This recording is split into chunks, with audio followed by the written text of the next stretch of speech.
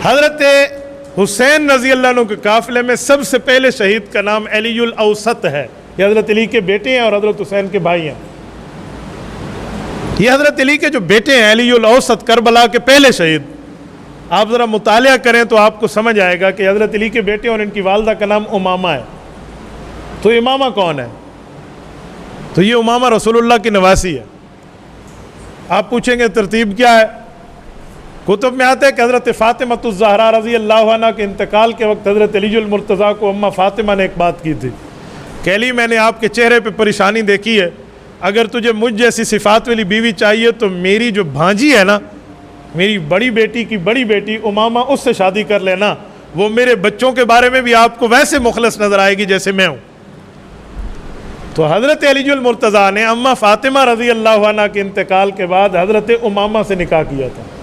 ये हज़रत उमामा हज़रत हसन हुसैन की खालाजात बहन भी है और इनकी अम्मा भी है, और हज़रत अली मुर्तज़ा के बेटे अलीयुल औसत की वालिदा है। करबला का पहला शहीद हज़रत उमामा का बेटा है जो हज़रत रसूलुल्लाह की बड़ी बेटी का नवासा है, हज़रत ज़ैनब का। ये अलीयुल औसत है। अगर हज़रत फ़ातिमा ज़हरा रज़ी अल्लाह ताला अन्हा के पूरे ख़ानदान का जिक्र करें तो बहनें 4 साबित होती हैं ये, लेकिन जो 3 बेटियों का इनकार करते हैं ना, वो वजह कुछ और है। तो इसीलिए बुग़्ज़ के इजहार में बाकियों का इनकार कर दें, लेकिन इनकार होता नहीं है। कहाँ तक इनकार करेंगे? हज़रत अली मुर्तज़ा का रिश्ता भी तो रसूलुल्लाह पाक सल्लल्लाहु अलैहि वसल्लम की इसी नवासी से है। उस रिश्ते में उनकी औलाद भी है, औलाद फिर मैदान करबला में शहीद करबला भी है। तो कहाँ तक इनकार करेंगे? जी नहीं, ऐसे नहीं हो सकता। दलाइल को नहीं झुटलाया जा सकता, एविडेंस को नहीं आप मुंह फेर सकते। दलील दलील होती है और दलील अपनी ताकत पे खड़ी होती है, और उस दलील को मानने पे सामने वाला बंदा मजबूर हो जाता है। अच्छा, इस वाक़यात से हमें कुछ सबक भी मिलते हैं। वो सबक ससुर और दामाद के रिश्ते के मुताल्लिक है। आजकल दामाद अपने ससुरों से नाराज़ रहते हैं और कई ससुर अपने दामादों से। तो रसूल पाक सल्लल्लाहु अलैहि वसल्लम की इस ताल्लुक़ से हमें एक बात समझ आती है कि ससुर और दामाद का अगरचे किसी मसले में कोई मसला और कोई प्रॉब्लम आ गया हो, घर में आ ही जाते हैं, तो ससुर की वजह से अपनी बीवी के साथ ताल्लुकात ख़राब नहीं करने चाहिए। इससे बड़ी और बात कहाँ होगी कि कलमा तक कभी नहीं पढ़ा था, लेकिन हज़रत ज़ैनब का हक़ नहीं खाया, इन पर कभी जुल्म नहीं किया। और जब बात इनको तलाक देने की लोगों ने ऑफ़र कर दी तो कहा ज़ैनब के मुकाबले में बाकी औरतों को ले आओ, मैं उसकी तौल में समझता ही नहीं हूँ।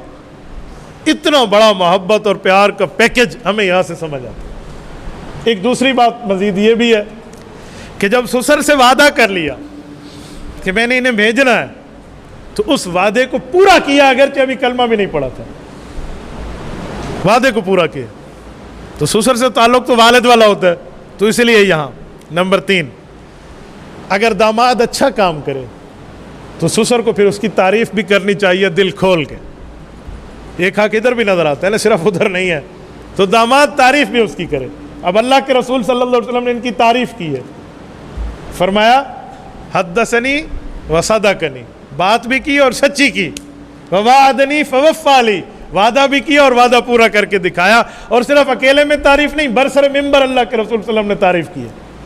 और एक बात और भी साबित होती है, वो क्या है कि अगर किसी वजह से कोई जुदाई हो जाए खामन बीवी में और वो दोबारा मिलना चाहें, तो उनके मिलाने में किसी के मुंह पर तेवड़ी नहीं आनी चाहिए। क्यों? ताकि बच्चे एक माँ बाप के साया आतिफत में परवरिश पा सकें, औलाद वो एक छत तले। और एक चीज़ मज़ीद भी समझ आती है कि बिलफर्ज किसी वजह से जुदाई भी हो गई है, तो वालिद का ताल्लुक़ औलाद से तो ख़त्म नहीं हुआ ना, बीवी से हुआ ना। खामन बीवी का ताल्लुक़ टूटा है, औलाद से तो नहीं हुआ। तो अगर वालिद मिलना चाहे अपनी औलाद से, तो वालिद माँ और माँ के घर वाले उसे मना नहीं कर सकते। मैंने आज ऐसे जुल्म देखे मुआशरे में, बीवी की दूसरी जगह तलाक के बाद शादी हो जाए ना, तो दूसरे हस्बैंड कहते हैं या तो अपने बच्चों को मिलो तो ले जाओ, नहीं तो फिर मिलने ना आना। भाई ये क्या मतलब है? ये उसकी औलाद है, इस औलाद का आपने जिम्मा लिया है, तो न करते ना आप शादी वाली शादी से, क्या कहते बेवा से शादी, तो यूँ आपको नहीं करना चाहिए था। तो हज़रत ज़ैनब रज़ी अल्लाह अन्हा ने कभी भी अपने खामद को रोका नहीं है जब वो बच्चों से मिलने आए हैं। और सहाबा कराम ने भी नहीं रोका, बस जहाँ तक हुज़ूर पाक ने इजाज़त दी उस हद तक इजाज़त रही। तो ये रसूलुल्लाह सल्लल्लाहु अलैहि वसल्लम के बड़े दामाद हैं।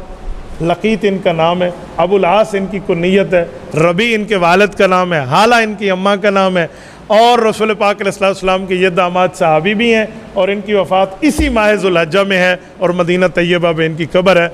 मेरी दुआ है अल्लाह पाक हमारी तरफ से इन्हें बेहतरीन जज़ाए खैर अता फ़रमाए, इनकी कब्र पे अल्लाह करोड़ों अरबों रहमतें नाज़िल फरमाए।